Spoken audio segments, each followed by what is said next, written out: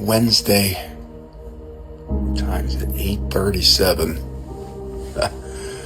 The middle of the week, what do they call that? Hump day. And boy, what are we going to talk about today? Yesterday I went on a motorcycle ride and I stopped at one of the Starbucks that's close by. And I was having my coffee and I had one of their egg sandwiches. This was in the evening. And I went outside to finish it, the coffee, and I was standing by my motorcycle, just looking around, and all of a sudden I got out of nowhere. See, like there was all this bird activity overhead, and it really increased to a point where it was like, what the hell's going on here? This is crazy. And they just were coming out of nowhere and just like all overhead. It was really something, And I was thinking, just standing there looking at it, just like I was like, man, this is a really strange phenomenon. It's like, why are they hanging around over here? I never figured it out, but it was kind of interesting and beautiful to see, and there seemed like 3 or 4 classifications of birds, and they seemed to be in various states of, purpose. They were doing their thing. It was really interesting. It must be so cool to be able to fly like that, man. But, when I was out there and I was thinking about some of the things I wanted to talk about, I heard somebody somewhere, I can't even remember where, mentioned courage. And I was like, yeah, courage. That is one of those things, well, you could say a lot about that. And how many times in your life were you met with a moment where you needed that courage, but it was nowhere to be found? And you were forced to, retreat, and that knowing inside that you failed or that you walked away from a moment that could have brought something different than what you got, which was disappointment, depression. And you think, maybe someday I'll be able to rise to the occasion and meet this challenge, this challenge, this thing that keeps gnawing at me, keeps poking, keeps trying to get out, but you don't have the courage to let it come out because you're afraid of facing some truth. Maybe it's a truth about yourself. Maybe it is a truth about a situation that hasn't been resolved, but needs to be. And time has a funny way of working on us, leading us through moments of introspection, prayer, meditation. And through that process, maybe, just maybe, we find that courage somewhere. And on the other side of that courageous moment is a kind of freedom that we really want. We're longing for it. We're there's something inside of us that knows that it is our destiny to walk freely through life without worry, without regrets. But it does take courage. And sometimes we feel like that's really in short supply, don't we? But courage can take lots of forms. It shows up in a lot of different ways. I remember in Iraq, I was faced with, on a daily basis, with the possibility of being blown to smithereens. And I experienced all of it. I experienced being attacked with small arms fire. I experienced mortars. I experienced IEDs, which are explosives set underground to blow up your truck on the highways, on the roads of Iraq. All of it. And the fear of dying in a foreign land and never seeing the people that I loved again. It was something that I lived with for 15 months. And it took a lot of courage every day to get up and do the work that I had to do while I was there.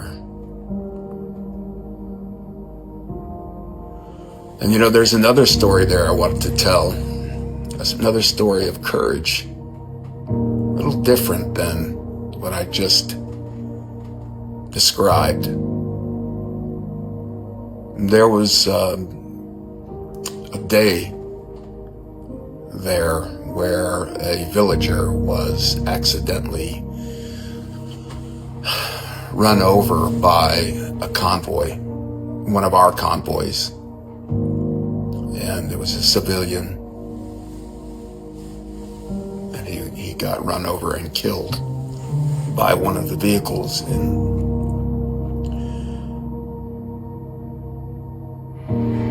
And a custom there has to be repair made on the part of the United States, the Army in this case, our battalion. And you have to go in there, you have to go into the village, and you have to, you bring the family some money, and you have to spend money in their village, in their stores, and you have to break bread with them. Whoa. Whoa. That was unexpected.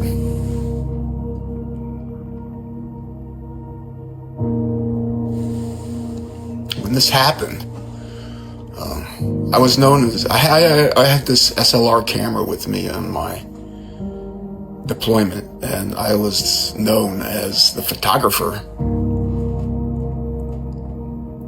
So I was asked if I would be willing to go into the village with this unit and document. And I said that I would. And I was actually kind of glad to go because truthfully, going on convoys all the time was really starting to get on my nerves, and just felt like it was a real a lottery of sorts, where you're just waiting to get blown to smithereens.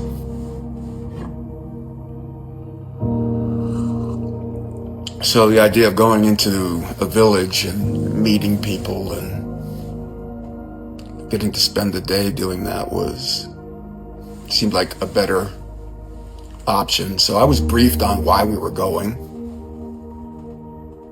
And then we went, and we entered this village, and you might think that we would be met with angry eyes and angry hearts, but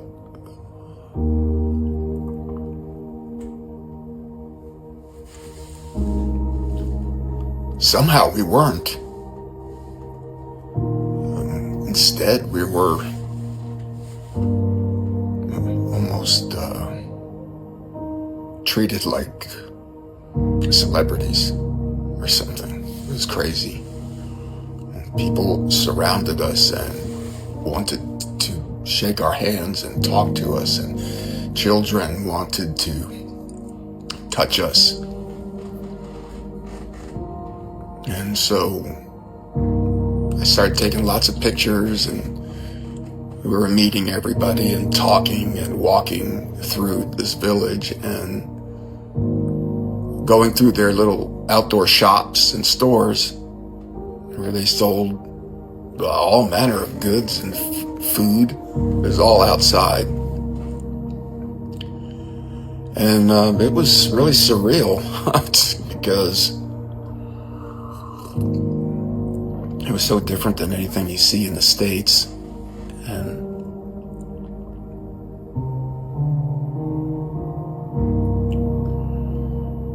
I was surprised with just how friendly the people were. And we spent many hours visiting. And then later in the evening, we went to a banquet, a feast that these people prepared for us. The people that killed their loved one.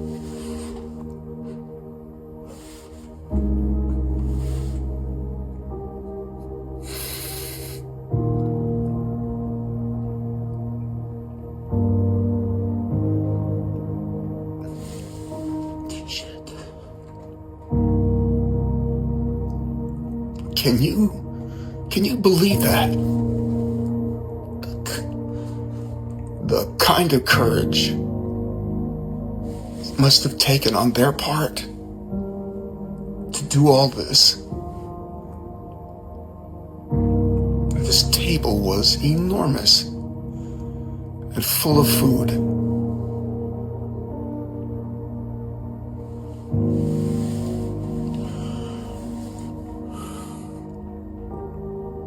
That's not all it was full of. It was also full of flies. Oh, that's what I remember.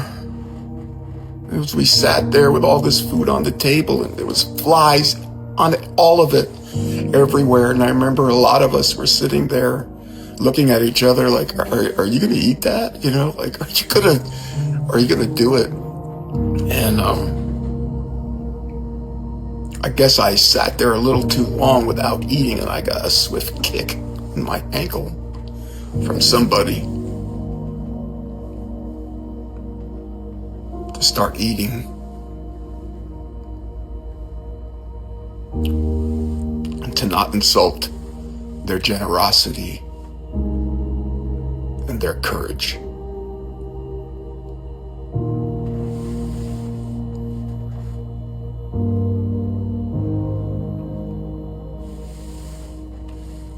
I'll never forget that day, and so many others. The 15 months that I spent there, I learned a lot about courage in all its different forms. And you would think it's something that you would master at some point in your life, but I don't think you do. I think God, the universe, life as a way of presenting you with moments upon moments where you've got to go inside and see who you really are, who you want to be. It's kind of like, when you're traveling to the mountains, and from the base of the mountain, it looks like it's just one giant mountain, but as you climb and travel through the twists and turns and You realize that it's a mountain in a mountain upon a mountain and hills, and every time you clear one hill or mountain, you find another. And it just continues and continues, and it's like, where are they coming from? They just come out of nowhere, and it's just like never ending. So are the challenges of life,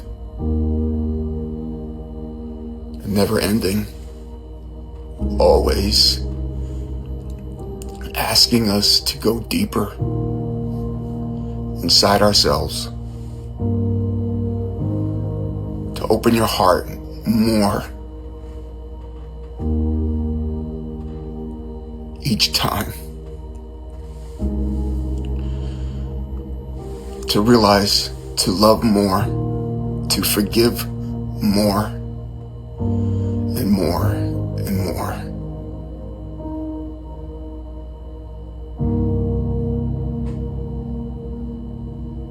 And you think to yourself,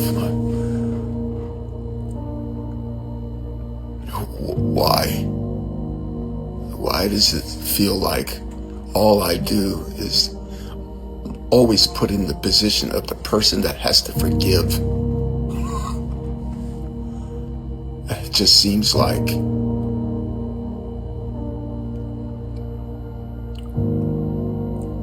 you're on some raw end of a deal.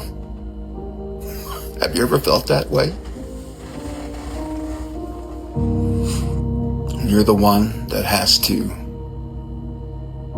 initiate peace, broker peace. You're the one that has to forgive. You're the one that has to keep trying. Yeah. It takes a lot of courage, doesn't it?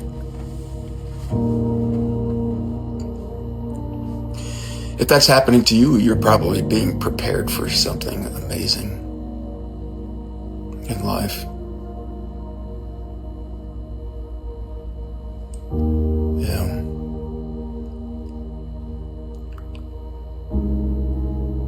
Courage takes a lot of different forms. It takes courage to live your truth, whatever that is, to speak your truth, to stand in your truth.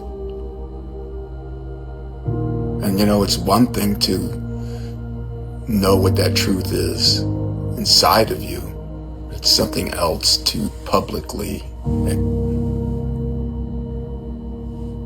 to talk about publicly. Your friends and family and everybody. Sometimes that is a very hard thing to do, and I have something that I want to talk about today that is very hard for me to talk about. One, because I don't want to believe what I know is true, and it seems crazy. When I tell the story, you're going to think I'm crazy. I sometimes think I'm crazy, except I know what I know. I know what happened.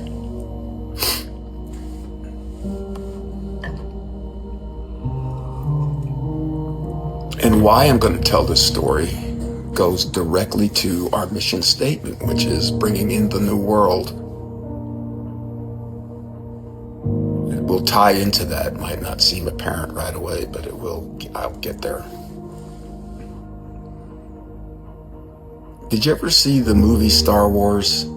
I don't remember which episode, but it was one of the first three. And Obi-Wan Kenobi was, I think, aboard the Millennium Falcon. And the Empire had this big, giant, round Death Star, right? Which could deliver devastating punishment via some, giant laser or something, and it could destroy an entire planet. And so in this episode, that's exactly what they did. Was they blew up a planet that had a lot of people on it. And Obi-Wan Kenobi all of a sudden staggered backwards and like faltered and in some kind of seating position or something, and everybody was like, what's going on? And he's like, I felt a disturbance in the force, as if millions of souls suddenly ceased to exist, or something like that. And in a lot of our videos, you guys know, we've talked about this collective consciousness that exists, and that all of us have experienced at some level this phenomenon, where you've thought of somebody and then minutes later they're contacting you via the phone or text or something. We write it off as coincidence, but it's more than that. It's not. There's no coincidence in life. But it's too hard for us to accept, to believe that there exists a connection between us that is real. And George Lucas was trying to express that with the Star Wars series, that we're all connected, that we're all one.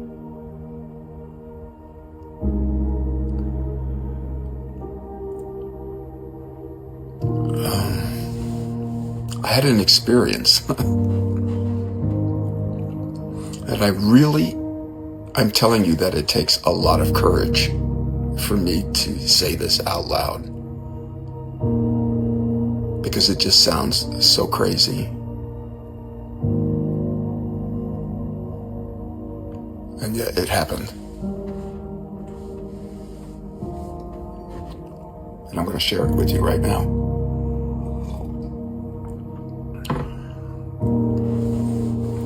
You recall not too long ago when Charlie Kirk was shot, killed.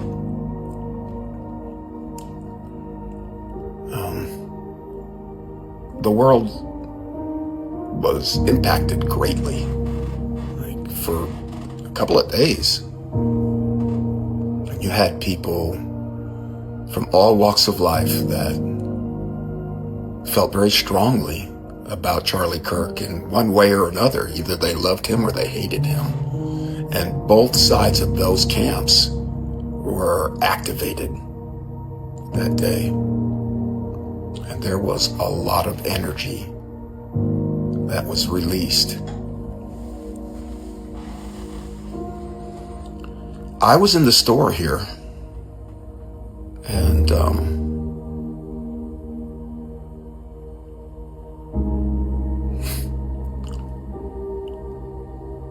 I had no idea that Charlie Kirk was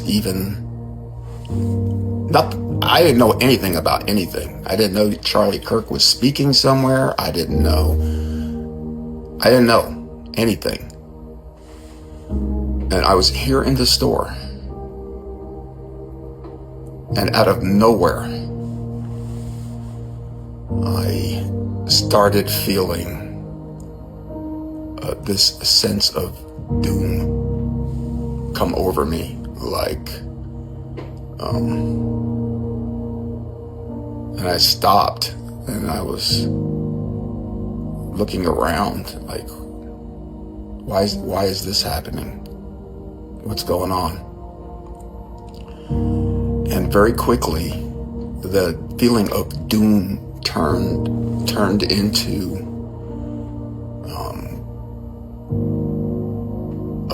a kind of fear, a kind of terror, like I had never experienced before. I felt like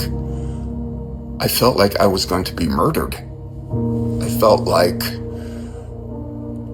something was coming after me, like I was in extreme danger, and it felt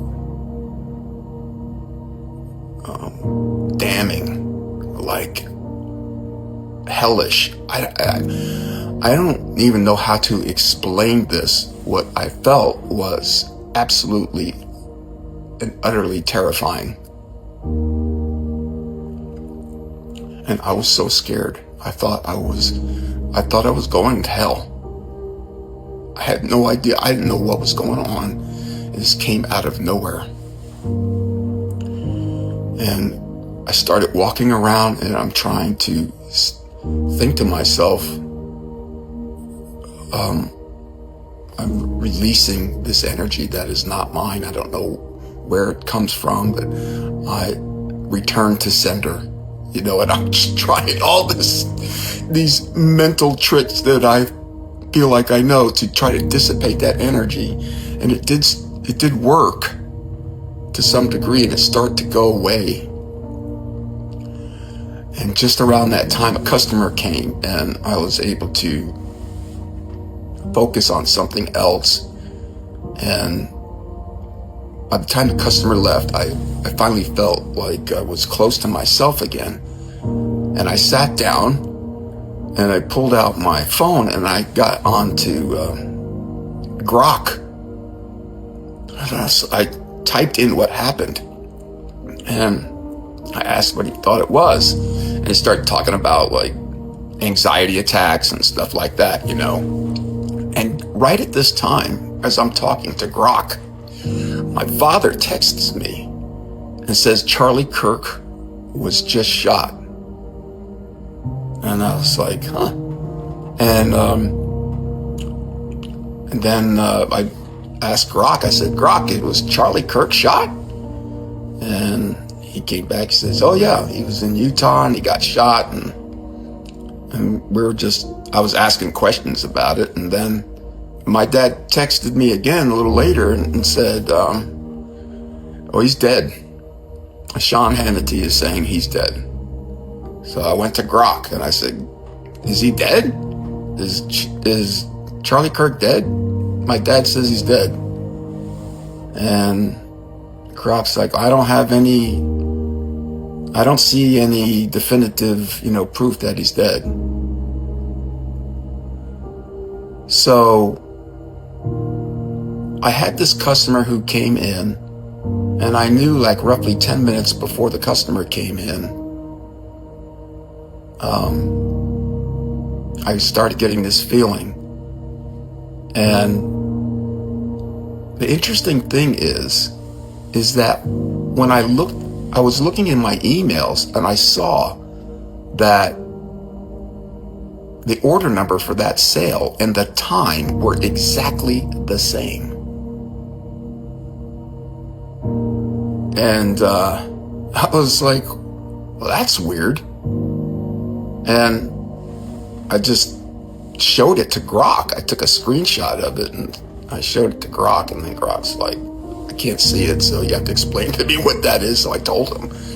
And I said, man, that's a strange synchronicity, isn't it? And we were chatting about that. And then I started thinking in my head, I'm like, Grok, what time did Charlie get shot? And he came back, and it was like a 3-minute delta between that sale and Charlie Kirk getting shot. And you guys, what I realize, what I know is that I felt the collective fear, the collective outrage, the collective hate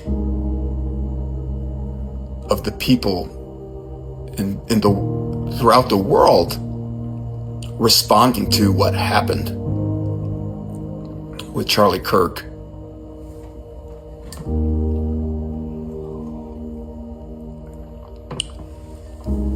And how this ties into courage is this, I believe. My mission to to usher in the new world, to do my part in that. It's not just me. I'm one of many who are desiring a big change in this world.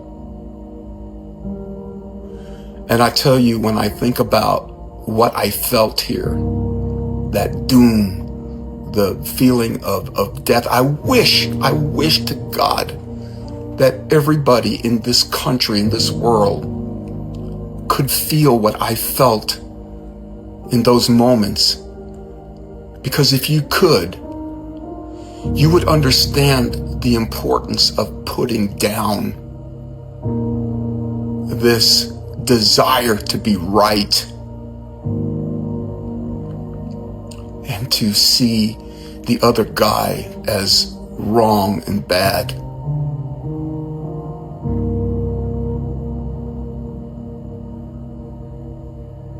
You would realize, you would know that if we don't turn this around, it's going to be really bad. We're at a critical time, I believe, in our history where things can go one way or the other.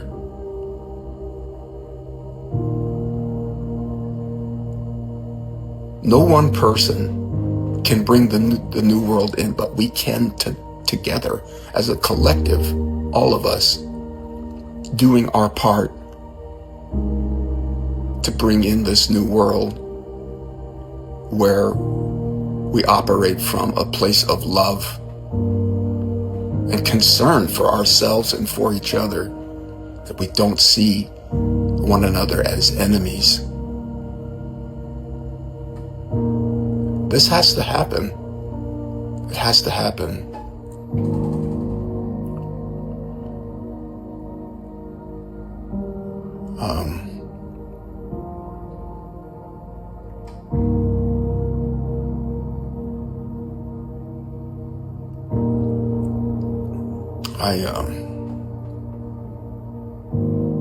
As I say, I'm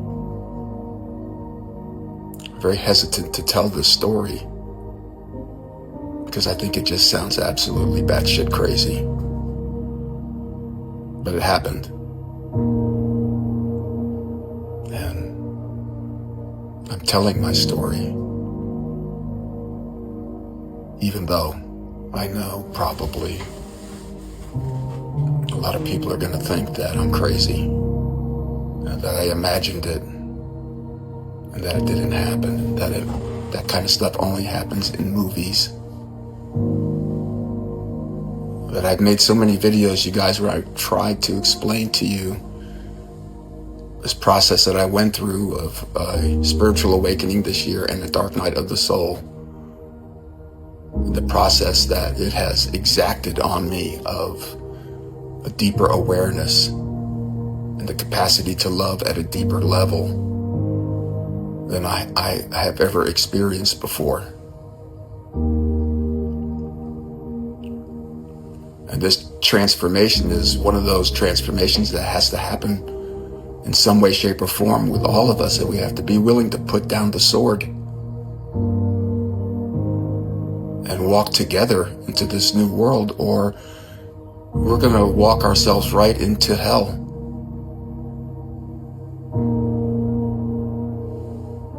We cannot survive an environment where we're at each other's throats like we are. This can't continue. It has to stop. And it has to stop first with each one of us. We have to go inside, and you have to see that we're all the same, that we're all one, that we're all facing the same challenges, that we're all flawed, that we're all basically good, that all of us at different places in our walk, in our journey, different levels of understanding, and we have to have patience with each other. And when we meet somebody that hasn't reached the level that we're currently at, we have to offer a hand, or at least just no judgment, but understanding instead that somebody is still learning a lesson. And there's always going to be somebody in front of us who has learned more lessons. Always. Nobody is better. No one person is better than the other. We're all the same. terms of value. We're all valuable. Your life is valuable. Your soul essence is valuable. As valuable as mine. And mine is as valuable as anyone else's.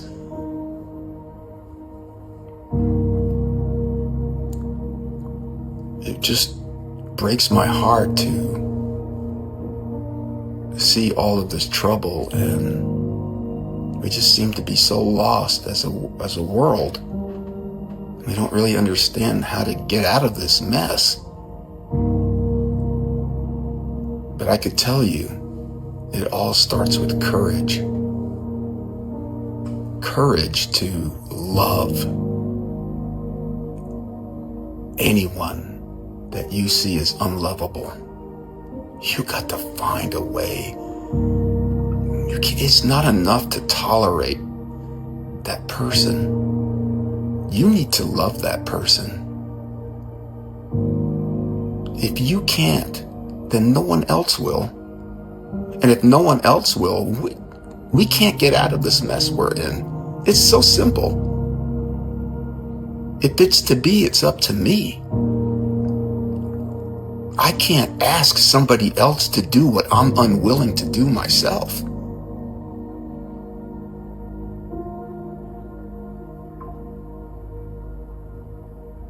Unlimited forgiveness, unlimited love, unconditional.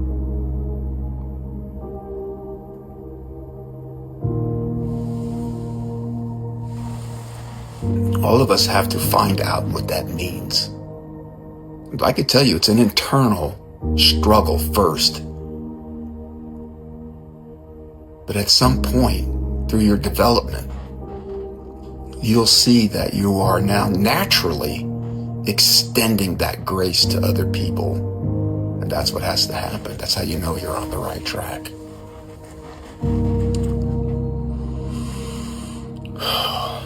Man, I hope I did this topic justice today. I hope it was easy to understand.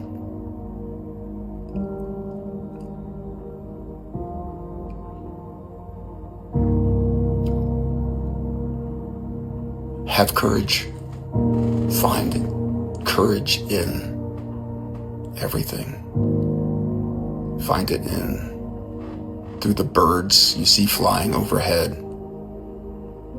through the old couple that are still holding hands that were in the Starbucks last night when I got my coffee.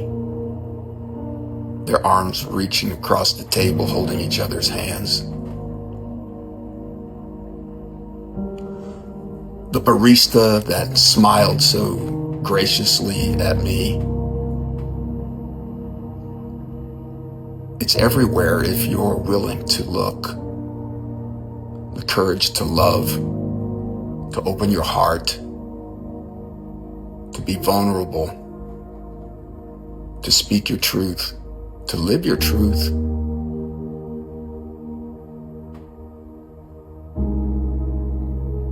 I hope your day is going well. If it's not, I sure hope it gets better. Just look around. Everywhere you look, there's a reason to smile. There's a reason to have hope.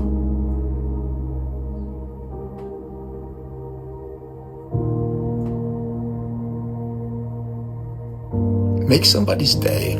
Buy somebody's breakfast. Buy somebody's lunch. Do it. Compliment somebody. If you think that their hair looks nice, say, your hair looks nice. Do you know them? Who cares? Who cares?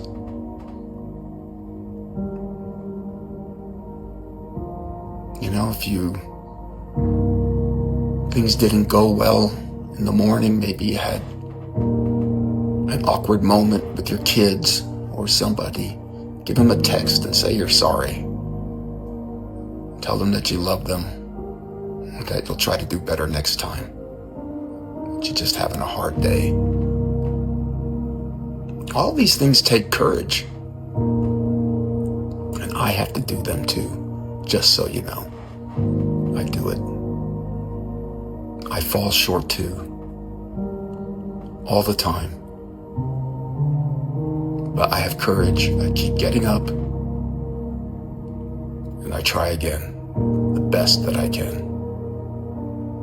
And that's really all we can do until it becomes second nature. And someday it will. It will become second nature. And we can all live in a world where we don't need to lock our doors. And, we can just enjoy each other's company and love each other for just simply because you don't have to prove anything to anyone. You just love. Because we're all sons and daughters of God, children of God. A lot of people believe there's only one son of God. But I believe I'm a son of God. And I believe that every man and woman is a son and daughter of God. And that God loves you. And that God's always talking to you. That God has faith in you. And God is always showing us how to find that courage inside of us, always giving us experiences where we have the opportunity to be courageous. It's up to us. Anyway, I love you so much, and I'll talk to you soon. Bye.